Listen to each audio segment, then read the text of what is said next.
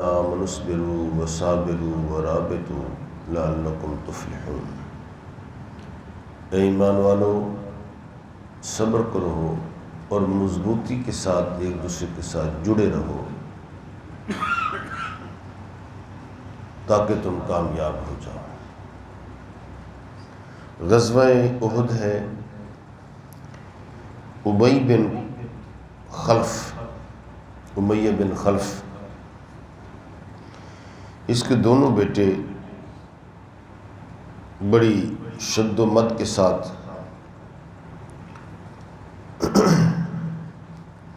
امیہ اور ابی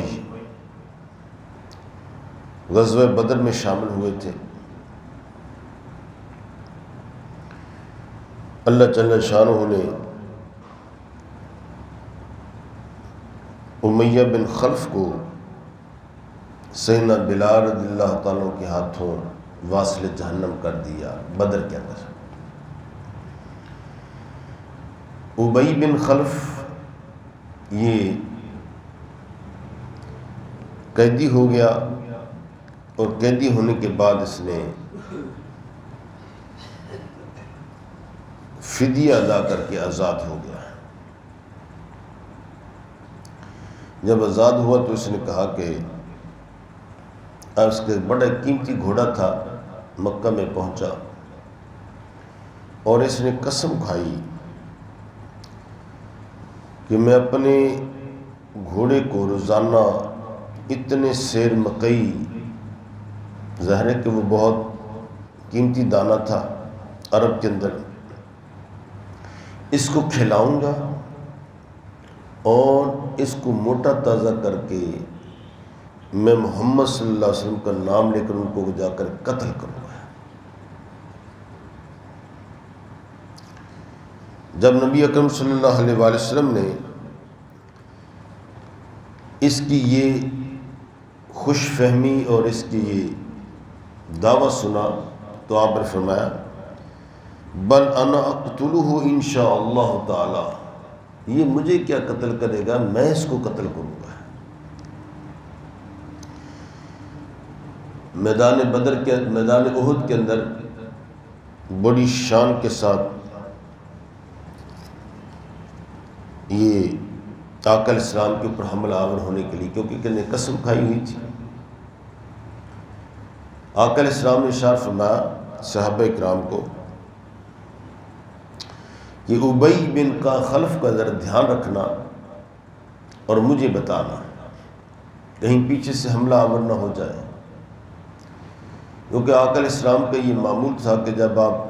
جنگ کے لیے آگے بڑھتے تو پیچھے نہیں دیکھتے تھے، آگے کی طرف چلتے تھے، اور صحابہ کرام کو بھی حکم دیا تھا کہ پیچھے مڑ کر نہیں دیکھنا، آپ نے آگے بڑھتے ہی جانا ہے۔ یہ حضور صلی اللہ علیہ وسلم کو جب ظن پڑا صحابہ کرام کے اندر، جب آقا علیہ السلام کی شہادت کی خبر پھیل گئی تو آقا علیہ السلام کے ارد صرف چند صحابہ تھے، یعنی 11 کے قریب صحابہ تھے جو آپ کو اپنے جلو کے اندر لے کر، گھیرے کے اندر لے کر گھاٹی کی طرف چڑھ رہے تھے۔ وہ انشاءاللہ کل واقعہ بیان کریں گے۔ آپ جب گھاٹی کی طرف جانے لگے تو یہ ابی بن خلف جو ہے اپنے گھوڑے کو رقص کراتا ہوا آقا علیہ السلام کے سامنے آ جاتا ہے، کیونکہ آپ چند لوگ تھے، صحابہ کرام بکھر چکے تھے، شہادت ہو رہی تھی، تو یہ آ کر کہتا ہے کہ این محمد لا نجوت الا نجا، اے محمد صلی اللہ علیہ وسلم اب بچ کر جانا محال ہے، اے محمد تم کہاں ہو، اگر وہ بچ گیا تو میرا بچنا محال ہے، یعنی آج میں تمہیں قتل کروں گا یا میں خود قتل ہو جاؤں گا۔ مسلمان آگے بڑھے، پیارے آقا علیہ السلام نے فرمایا کہ دعوہ وخلوہ طریقہ، اس کو چھوڑ دو، اس کا راستہ چھوڑ کر صاف کر دو، اور میری طرف آنے دو۔ نبی اکرم صلی اللہ علیہ وسلم نے آپ نے ارشاد فرمایا کہ یا قذاب این تفر، اب تم کہاں فرار ہو سکتے ہو؟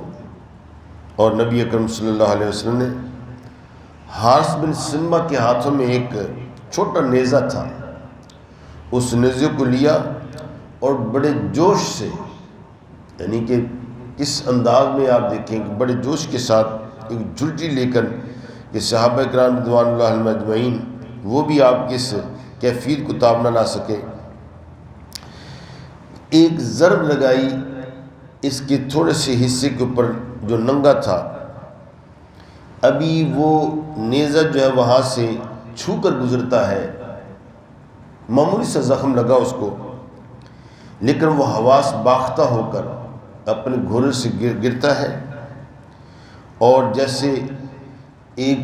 بیل جو ہے وہ آوازیں نکالنا شروع کر دیتا ہے،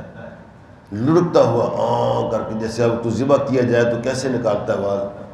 اس طرح ابی بن خلف جو ہے وہ آوازیں نکالتا ہوا فوراً اپنے، کیونکہ آپ تن لوگ تھے، آپ نے فرمایا بس اتنا ہی کافی ہے اس کے لیے، اس کے پیچھے نہ جاؤ، کیونکہ حصار تھا، مشرکین مکہ جو آپ کے پیچھے تھے تلاش کر رہے تھے کہ محمد صلی اللہ علیہ وسلم کہاں ہیں، ہم ان کو شہید کر کے جائیں۔ ابو سفیان بھی تلاش کر رہا تھا۔ فرمایا کہ اس کی جب وہ گرتا ہے تو سینے کی پسلیاں اور جسم کی ہڈیاں چور چور ہو جاتی ہیں، اور جا کر واپس جب بھاگا وہ کہتا ہے قتلنی واللہ محمد، خدا قسم محمد صلی اللہ علیہ وسلم نے مجھے قتل کر دیا ہے۔ یہ دیکھو اس قدر زخم کہ میں اس کی تاب نہیں نہ سکا۔ لوگوں نے جب دیکھا کہ معمولی سی خراش آئی ہے، تم نے زرہ پہنی ہوئی ہے، خول چڑھا ہوا ہے، یہ تھوڑا سا یہاں سے زخم ہے تو کوئی بات نہیں، کہتا نہیں، سر پہ چیخ چیخ کر آسمان پہ سر پہ اٹھایا ہوا ہے، اور کہتا ہے کہ اے لوگو مجھے لات اور عزیٰ کی قسم، اگر یہ چوٹ ربیہ اور مضر کے قبائل کے اوپر بھی جاتی تو وہ اس کی تاب نہ لاتے، وہ قتل ہو جاتے، جس طرح آج میں محسوس کر رہا ہوں کہ کس قدر اس کی ضرب جو ہے، اس کی سختی جو ہے، میں اس قدر مجھ پر محسوس ہو رہی ہے کہ میں تمہیں برداشت نہیں ہو رہی ہے، میں تمہیں بتا نہیں سکتا۔ چنانچہ وہ ابی بن خلف واپسی جاتے ہوئے جب مقام صرف کے اوپر پہنچتا ہے تو وہاں پہ واصل جہنم ہو جاتا ہے اور مر جاتا ہے وہاں پہ، یعنی تڑپ تڑپ کر جس شخص نے میرے آقا علیہ السلام کے بارے میں بدنیتی اور اپنے بد زبانی کا ارتکاب کیا یا برے گمان کے ساتھ سوچا بھی، اللہ تعالیٰ کی ذات نے اس کو دنیا کے اندر بھی رسوا کیا اور قبر کے اندر بھی اور آخرت کے اندر بھی اس کو رسوا فرمائے گا۔ ابو سفیان جو تھا، یہ کیونکہ افواہ پھیل چکی تھی، آقا علیہ السلام شہید ہو گئے، لیکن ابھی شہید نہیں، شہید تو درکنار، ابھی آپ زندہ تھے الحمدللہ۔ کعب بن مالک ایک انصاری صحابی ہیں، انہوں نے دیکھا کہ آقا علیہ السلام تو حیات طیبہ میں موجود ہیں۔ اس نے جب صحابہ کرام بکھر چکے تھے، اس نے کہا کہ یا معاشر الانصار، یا معاشر مہاجرین، اے تو جناب محمد صلی اللہ علیہ وسلم تو یہاں پہ موجود ہیں، یہ دیکھو یہ دیکھو۔ آقا علیہ السلام اس کو خاموش کراتے ہیں، ابھی بتاؤ نا لوگوں کو، یہ سارے دشمن ابھی سر پہ آئے ہوئے ہیں۔ تو نبی اکرم صلی اللہ علیہ وسلم نے کعب بن مالک کا جو لباس جو تھا وہ خود پہن لیا، اور جو اپنا لباس تھا وہ اس کو دے دیا، ایک جنگی چال چلتے ہوئے۔ جب ان کو پہنا دیا تو حملے در پہ ہو رہے تھے، چنانچہ اس زمن میں آ کر ایک ابو عامر فاسق، اس کو لے کر ابو سفیان جو تھا وہ چلتا ہے، کہتا ہے دیکھ کر آؤ کہ اتنے آدمی قتل ہو چکے ہیں، یہاں پر صحابہ کرام کے بارے میں شہید ہو چکے ہیں، ان میں دیکھو کہ محمد مصطفیٰ کہا گیا۔ ابو عامر فاسق نے جب آقا علیہ السلام کو لباس دیکھا تو یہ تو لباس تو یہ ہے، اور اسے جا کر فوراً پیغام دے دیا کہ محمد مصطفیٰ شہید ہو گئے ہیں۔ مشرکین مکہ نے کعب بن مالک کے اوپر، جہاں پہ آقا علیہ السلام نے اس کو اپنا لباس دیا ہوا تھا، زرہ دی ہوئی تھی، اس کو آقا علیہ السلام سمجھ کر اس کو شہید کر دیا تھا۔ اللہ تعالیٰ کی حکمت دیکھو، یہ وہی کیفیت تھی کہ سیدنا عیسیٰ علیہ نبی علیہ السلام ان کو قتل کرنے کے در پہ یہود جو ہے وہ کمرے میں آتے ہیں۔ جب کمرے میں آئے تو 10 آدمی تھے اور یہودیوں نے حملہ کر دیا۔ ان میں سے ایک شخص کی جو آپ علیہ السلام یعنی عیسیٰ علیہ السلام کے حواری تھے، اس حواری کو اللہ تعالیٰ کی ذات اس کی شکل کو تبدیل کر کے عیسیٰ علیہ السلام کی شکل بنا دیا، اور عیسیٰ علیہ السلام کو وہاں سے روشن دان سے فرشتے نے اٹھا کر آسمانوں پر لے گئے۔ اب وہ جب وہاں پہ پہنچے، انہوں نے عیسیٰ علیہ السلام کو سمجھ کر، وہ شبیہ بدل چکی تھی، اس کو قتل کر دیا۔ بعد میں مشہور کر دے کہ عیسیٰ علیہ السلام کو ہم نے شہید کر دیا، عیسیٰ علیہ السلام کو قتل کر دیا۔ ولیکن شبہ، لیکن اللہ تعالیٰ کی ذات نے اس کی شبیہ بنا دی تھی عیسیٰ علیہ السلام نے، وہ تو آسمانوں پہ تھے۔ اور آج وہ یہ کرسچن کا جو عقیدہ ہے کہ ان کو صلیب پہ چڑھایا گیا ہے، تو اس طرح بعد میں ان کو پتہ چلا کہ یہ 9 آدمی تھے، 9 کے تو 9 یہ آدمی ہیں، اور 10واں جو ان کے آدمی جو تھا وہ کہاں چلا گیا؟ تب ان کو یہ عقدہ کھلا کہ ہم نے اسی بندے کو مار دیا عیسیٰ علیہ السلام سمجھ کر۔ تو اس طرح غزوہ احد کے اندر بھی ایسا ہوا کہ آقا علیہ السلام کا جو لباس جو تھا زرہ کا، اس کو سمجھ کر جو حضرت کعب بن مالک نے پہنا ہوا تھا اور آقا علیہ السلام نے ان کو پہنا ہوا تھا، انہوں نے پیدر پہ وار کر کے کعب بن مالک کو تو شہید کر دیا، یہ سمجھ کر کہ یہ آقا علیہ السلام ہے، لیکن اللہ تعالیٰ کی ذات نے آقا علیہ السلام کو بچا دیا۔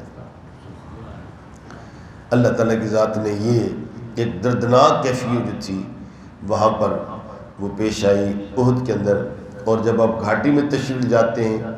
ابو سفیان پیچھے پیچھے ہیں، اور آقا علیہ السلام کو اوپر جانے کا مقصد یہ تھا کہ ایک تو صحابہ کرام مجھ کو دیکھ لیں کہ آقا علیہ السلام موجود ہیں، اور دوسرا یہ کہ وہاں سے نگرانی بھی ہو جائے کہ جنگی کیفیت اور جنگی چالیں اور جنگ کے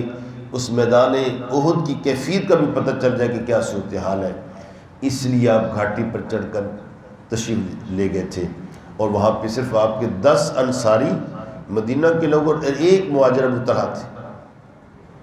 وہ آپ کے ارد گرد حصار بندے آپ کو درمیان میں لے کر جا رہے تھے، لیکن وہ بھی آہستہ آہستہ چلتے چلتے وہاں پر جا کر شہید ہو جاتے ہیں۔ اللہ تعالیٰ کی ذات ان کی عظمتوں کو سمجھنا نصیب فرمائے کہ کس طریقے سے دین اسلام کے لیے قربانیاں پیش کی انہوں نے غزوہ احد کے اندر، اور پیارے آقا علیہ السلام کی حفاظت کی،